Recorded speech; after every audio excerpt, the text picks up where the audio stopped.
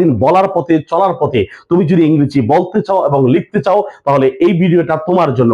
আজকে আমি তোমাদেরকে যে টিপসটা দিচ্ছি সেটা হচ্ছে অদূর ভবিষ্যতে কোনো কিছু ঘটতে যাচ্ছে বা কোনো কিছু করতে যাচ্ছ, এরকম অর্থে তুমি যে স্ট্রাকচারটা ব্যবহার করবে। যেমন আমি যদি বলি যে আমি আজকে একটা গাড়ি কিনতে যাচ্ছি, বা আমি একটা গাড়ি কিনতে যাচ্ছি, আমি নতুন চাকরি পেতে যাচ্ছি, আমি একটা বাড়ি করতে যাচ্ছি, আমি এরকম যাচ্ছি, কোনো কিছু করতে যাচ্ছি, এরকম অর্থে তুমি যে স্ট্রাকচার গুলো অ্যাপ্লাই করবা সেটা হচ্ছে সাবজেক্ট প্লাস এমিজার প্লাস ভার্বের সাথে আইএনজি প্লাস অবজেক্ট। আবারও বলছি, সাবজেক্ট প্লাস এমিজার প্লাস ভার্বের সাথে আইএনজি, তারপর আবার অবজেক্ট। যেমন আমি একটা নতুন গাড়ি কিনতে যাচ্ছি, I am going to buy a new car.